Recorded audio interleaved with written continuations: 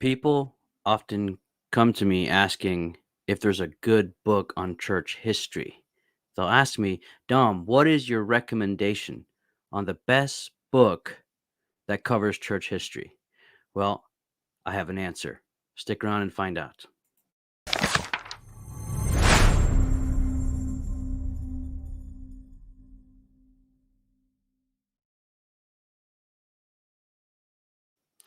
Hello, everybody, and welcome back to the Logos Project. This is your host, Dom. And in today's video, I want to give a book recommendation. I want to give a book recommendation on church history. I've had many people throughout the last several years ask me, Dom, what is a good book on church history? I want something that covers all of the relevant points in detail and that explains them and that gives me a lay of the land, so to speak. And for a while, I didn't know what to say, because I knew about specific books on particular parts of church history. And sometimes I thought they were good. Sometimes I disagreed with some of the assumptions. Sometimes I thought they were biased, what have you. But I didn't have a good recommendation for a single book that covers all of the major areas of church history and gives a very insightful commentary and understanding to the reader, right? A commentary for the reader and a good understanding to the reader. Until recently, where I finally picked up a book that friends of mine bought for me. And this book is the book that I would recommend everyone read. If you're looking for a good account of church history, this is the book that covers it all as much as it can, right? Because no book can cover all of history, that covers it all in a way that's not only informative, but also theologically robust. In fact, one of the main problems with books on church history is all of the philosophical presuppositions that find their way into the text, even books written by Catholics on church history. And before I show you the book, this is something I've been banging my head against the wall about, right? I've been trying to get across to as many people as I can, rather unsuccessfully, that we do not think as Catholics, that we think as secular liberals with Catholicism on top. And so, how do we start thinking as Catholics? Especially with the upcoming election, a lot of people are asking, okay, what do we do now, politically speaking? What's the solution, politically speaking? And so there's all this talk about what we should do as Catholics in the political sphere, but there's no talk about what the word politics means, what doing means, and what thinking is. And what we end up doing is wanting to act within a stage that has been set for us, right? And it's a stage that has been set for us by liberalism, not by Catholicism. So I think the best answer to our current political turmoil is to basically do what Paul said. And he said, be renewed by the renewal of your minds. What does that mean, right? Because Catholicism is really good at criticizing modern secular liberalism. And then oftentimes people say, okay, great critique. What's your proposal, though? Right? Okay, you don't like what's going on. What do you got? Right?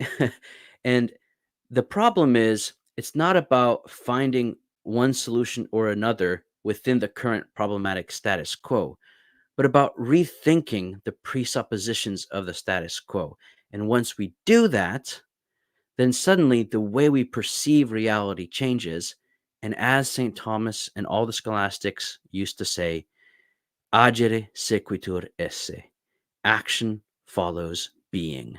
So we need to be renewed in our way of thinking, in the terms we use, and in our understanding of reality. Only then can action properly flow from this renewed discovery, this remembrance of being. And that's really my criticism of a lot of political talk online and in person, right? About what should or should not be done.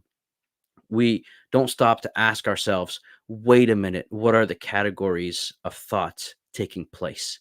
Because we do not live in a world that is apparent to us. It's not transparent to us. We live in an ideological substructure, you might say, that needs to be dropped. And the way we do that is by rediscovering reality, by remembering being here and now. So, in conclusion, the best book on church history, it's a history of politics, you might say, that is out there, I think, is the book right here by Dr.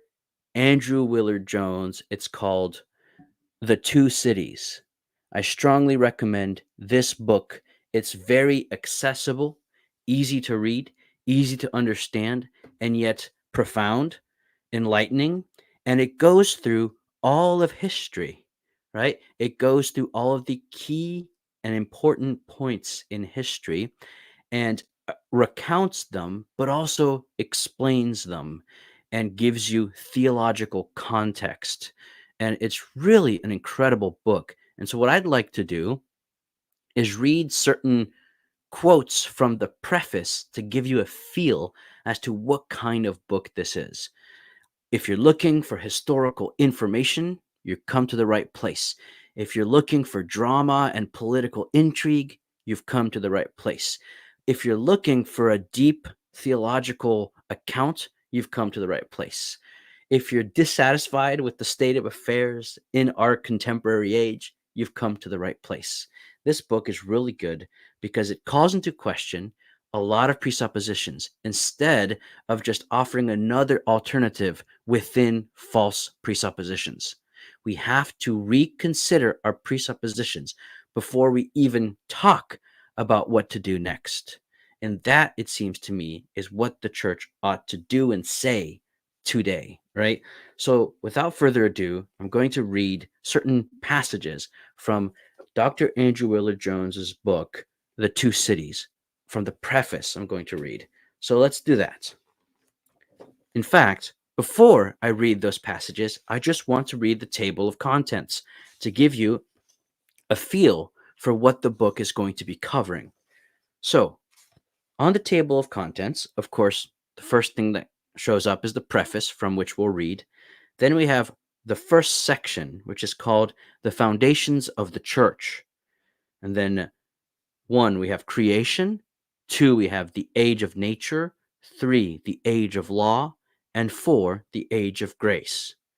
In the second section of the book, we have the ancient church. 1, we have growth and persecution. 2, we have the Christian empire. And this is subdivided into Christianization of the empire, monasticism, and the fall of the Western Roman Empire. In the third section of the book, we have the medieval church. 1, the early Middle Ages. 2, the high Middle Ages. And this part is subdivided into the Reform movement, the investiture contest, religious movements and lay spirituality, the Crusades and the temporal sword, the civilization of the high Middle Ages. And then 3, the late Middle Ages. And that one is subdivided into the fragmentation of Christendom, plague and famine, conciliarism and the councils, nominalism. In the fourth section of this book, we have the early modern church. 1, the Reformation, and this is broken up into the trigger, the theology of Martin Luther, the spread of Lutheranism, the Reformation in France and England, the Counter-Reformation, and 2, confessionalization, and this is subdivided into wars of religion and divine right of kings and absolutism. In the fifth section of the book, we have the modern church. 1, the twilight of Christian civilization, subdivided into the Enlightenment and the French Revolution. 2, the 19th century, subdivided into the Industrial Revolution and modern ideologies, namely liberalism, socialism, and nationalism. And then, of course, we have the alliance of throne and altar, national unifications and mass politics, Vatican I, and the reformation of social doctrine. 3, the end of the modern world, which is subdivided into radical ideologies and the First World War, and then the interwar years and World War II, and finally 1920 to 1945. And then the final section of the book is called The Postmodern Church. 1, the post-war situation. 2, the Second Vatican Council, which is subdivided into the theological background, the liturgy, the church, religious liberty, the world. 3, after Vatican II, which is subdivided into turmoil and confusion, the new evangelization. And then 4, the coming reform. And it ends with a bibliography. This book is how many pages long? Let's see. Including the bibliography, about 351 pages long. So it's not actually that long. So with all that being said, I'm going to read some passages from the preface, which is just a great opener to this history of the church. So Dr. Jones writes, "The church persists through time, and yet it changes. The church both was here before it really came into being and won't become fully itself until it transitions into something greater. The church moves through history as a full participant in history, and yet the church reaches beyond history. There are paradoxes every way we turn." Now, Dr. Jones goes on to point out some problems with the way we think of church history. He says, "Modern Christians tend to mistakenly think of the world as divided into two tidy, distinct realms. First, there is the religious realm. This realm has to do with the soul, with miracles, and with God talking to mankind. When we talk about religious things, we tend to be talking about supernatural things and, ultimately, about heaven, which we think of as a perfect place that lies totally outside history and to which people go after they die. Second, we have the secular realm." And so here, further along, he speaks of this difference between the secular realm and the religious realm. He says, "In our way of thinking, the religious realm intervenes in this secular world here and there. We are living our life, and then a miracle happens. We are living our life, and then a priest stirs us with the words of Christ, and our private life is drastically altered. Religious stuff tries to convince us to believe in God and to be good so that we can go to heaven when we die. But we live in a world that is secular, that doesn't need religion in order to be itself." Right? That's how we think. And then he adds, "In this view of things, the world is like a field on which a massive game is being played. The players are nations, corporations, ideologies, even powerful men. History is a sort of play-by-play of the game, which is played on a neutral space, the field of the secular." And then lastly, he puts here in this first section, "The church is typically described, even by Christians, as just one more player on this field, just one more influence or one more factor in the course of history. We can imagine her being pulled off the field, and we have no problem supposing the game to continue on without her, because ultimately we think of the church as religious, while the world itself is secular." So he's calling into question this way of thinking. And then, after having done so, he goes through the history of the church, right? But without these presuppositions. It's quite fascinating to see how he does that. So there's several other quotes that I think are worth reading. So I'm going to go through them to give you a further taste of this preface, which again is not a recounting of certain events, right? But it's a kind of theological setting, a preface, literally, right? Before he gets into the events and their meaning, okay? And he therefore contextualizes these historical events within the proper um, meaning, within the proper intelligible context, right? Um, thing to point out is that this book was endorsed by Dr. David Schindler. In his endorsement, Dr. Schindler describes Jones's work as the work of a historian who is also a theologian, and of a theologian who is also a historian. You see, in this book, theology and history are inseparable. And so when he recounts events, he's going to explain their meaning and their essence in a certain sense theologically. And then when he's speaking theology, right, he's showing how it unfolds in history. So great book. All right, let's continue with some passages here. Here, Dr. Jones writes, the church then includes within her everything that is in time, all the moving pieces of the cosmos, all the secular things, quote unquote. And yet it points all of this beyond time to what is eternal, to God. Like how our soul and our body are intimately connected in making us who we are, so the natural bits and the supernatural bits of the cosmos are intimately connected in the church, making her what she is. This should remind us of the Eucharist, when the divine and secular become perfectly united. Indeed, this should remind us of Christ, of the union of God and man. Further down, he writes, we human beings are social in our natures. Human nature is social in the same sort of way as it is rational. We are in relationships as us, fundamentally.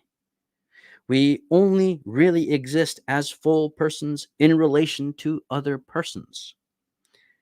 And then he says, let's take the example of a mother and her son. A mother is only a mother because she has a son. A son is only a son because he has a mother. They cannot be who they are without the other. Included in this idea of mother is the idea of son or daughter, and vice versa.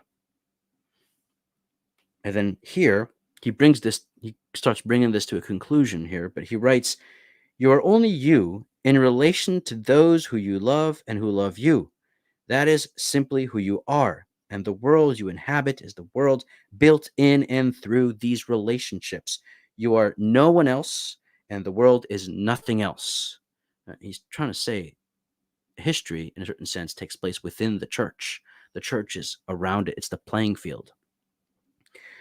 And so he concludes, we cannot discuss persons without discussing society, and we cannot discuss either without discussing time.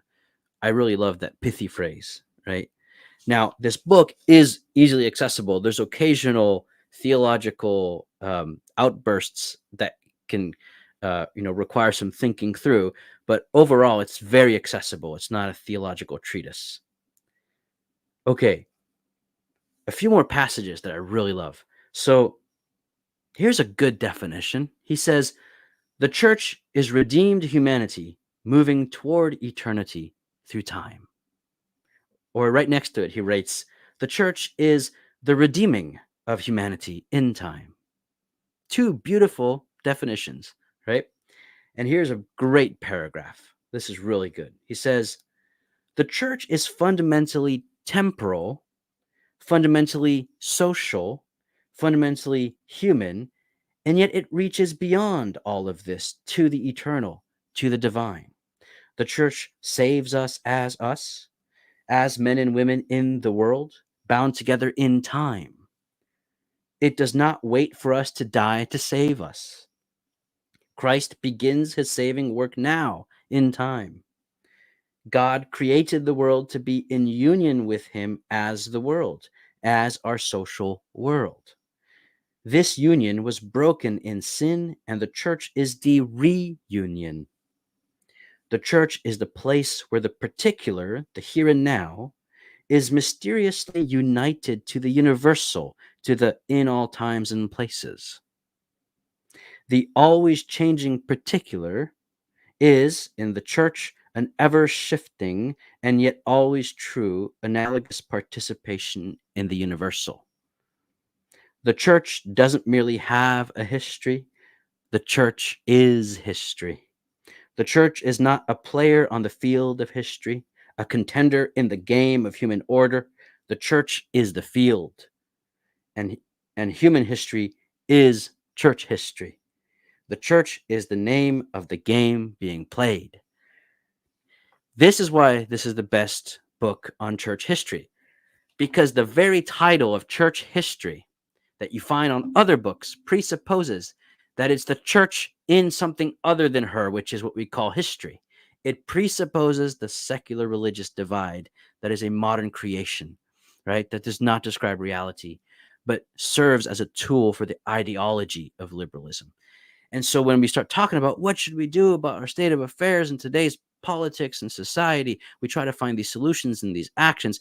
And this whole time, we're playing on the field of ideological liberalism, and we don't stop to think maybe I need to change the way I see reality, because what I'm seeing in this ideology is in fact not reality. And so being renewed by the renewal of your mind will create the proper relationship with reality and with other people, from which right ordered doing flows. Logos precedes ethos. And that's why, really, you want to be politically relevant. The liturgy is what we need to reform, right? We need to, and not just changing rubrics. When I mean reform, I mean remember, right? To recall, to remember what liturgy is. And this is why Joseph Ratzinger's book, The Spirit of the Liturgy, is so, so important. Once we remember what liturgy is, then we can truly become liturgical, enter into the being of God, the Logos of God. And then ethos and love and doing will flow from there. And so the best way to change the world is to allow the essence of the liturgy to wash over us, to penetrate us, and to change us. That's the political action that is ironically not political, but an action which then informs how we act in the polis. And the way we do so is with love, which is what the liturgy shows us, the love of God. So, so much stuff going on here. And let's continue with this preface. Again, the preface is theological. It's his preface. I mean, preface is, there's no better word, preface, right? And but then he gets into, after the section on what the church is and age of nature and age of law and age of grace, he really gets into all the details. I mean, he talks about all of the various aspects of church history, right? All of these heresies and movements and controversies and things like that. But within this rethinking of reality, right, that the ideology of liberalism has robbed from us. In a certain sense, this book is a recalling, a remembering of what's real.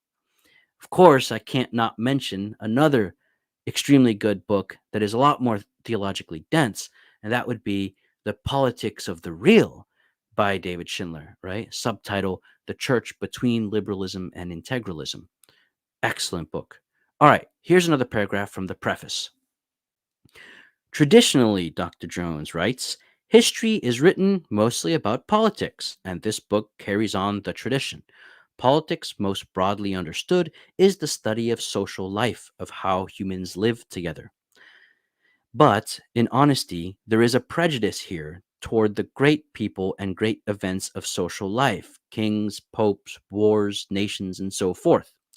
This book tries to situate these great people and great events within the more mundane context of normal people in their normal lives, but it is in no way balanced. Similarly, this book tries to discuss changes in thought and culture, in theology and philosophy, art and social mores, but it does so in a totally inadequate manner. He's being humble here, right? Bringing in details when they serve the story and passing over them when they do not. This is not a history of Christian thought or doctrine. It is also not a history of the papacy or of the clerical hierarchy. Because of our modern prejudices discussed above, we have a tendency to mistake the priests for the church. And unfortunately, most of our church histories are really histories of the priesthood. The church, though, is the society of the baptized. It intrinsically includes the laity. This means that this book does not suppose that the church interacts with laity, such as kings and emperors, as if they were two different actors in a story. Rather, the book supposes that the laity are fully within the church, and that sometimes within this one church, there are conflicts or different ways of seeing things. You see, in a certain sense, this is not church history, but just history, which is to say, it is church history. That sentence encapsulates the rethinking that the preface is pointing to. In a sense, this is not church history, but just history, which is to say, it is church history. You see, it's not, propositions are not enough. You have to rethink and then come back to the propositions once you've rethought things. You have to be in contact with reality. The job of propositions is to mediate reality to us. But in our unreal world of liberal ideology, these propositions get transubstantiated. And so we have to remember the substance in order to properly understand what we mean, and then in order to properly communicate, right? Okay, here's a next quote. Most of us, Dr. Jones says, carry around a plot line of history that we were given as children and which is reinforced constantly through our culture. This is the plot of progress from tyranny to freedom, from superstition to science, from poverty to wealth, from darkness to enlightenment. This is modernity's origin myth. Within it, history is primarily understood as the overcoming of Christianity. So he's going to address that, right? And so read the book for the answer. Okay, just three last quotes from this preface, and then we'll wrap up. If you have questions that you want me to look at and see, and offer responses, put them in the chat. Okay, in this book, says Dr. Jones, I attempt to give Christians a historical narrative that is Christian through and through, and which is capable of understanding modernity from within the truth of Christianity and not the other way around. Second quote. Some communities aim down, seeking happiness in things that they control, in earthly things. Taken together, these peoples are the city of man. Some communities aim up, seeking happiness in the love of God through grace, through an unmerited gift that they cannot control and can only graciously receive. These communities constitute the city of God. History, the story of the church, is the struggle between these peoples. This struggle, though, is complex. The two cities are not sealed off from each other, and they are not always easily identified. In fact, they are intermingled and mixed up, and every individual is a citizen of both in certain respects. Nevertheless, they are real. They are the real actors in history. So those are the actors, not some secular lay emperor and then some religious cleric or pope on a secular field that is fundamentally liberal, right? No. The two actors within the history that the church is the city of God and the city of man, right? Augustine's giant contribution here, just as relevant as it was back then. In fact, especially relevant today. And the final quote from Dr. Jones's preface. The city of man is always present, always tugging the church back into the world, always tempting her with whatever allures a particular time and place have to offer. The history of the community of the baptized, of the visible church, is the history of her yielding to these temptations to various degrees, and then her reform, her purification through return to grace, as she seeks with a renewed vigor to become more perfectly the city of God. And so that is the dramatic recounting of our history, human history, which is church history. And it's detailed and it's good. And I recommend this book to anyone who wants a good book on the history of the church. The Two Cities by Dr. Andrew Willard Jones. Okay, just to look here in the chat, got Matthew, Haley, Tom. Thanks for all the nice things you guys are saying. I really appreciate it. Yeah, I don't know, Daniel. I see your comment, but I'm not sure. Okay, well, this is a good place to close the stream. So again, check out the book. It's a really good book, and it is the one that from now on, until I read something better about church history, that I will be recommending to anyone who asks me, what's a good book on church history, Dom? That being said, thank you all for watching. Please like, subscribe, hit the notification bell. And if you really enjoy this stuff and you want to see more and you want to see a better presentation of it through increase in quality, but then consider supporting me at patreon.com/the Logos Project. And so without further ado, we'll see you all next time. God bless.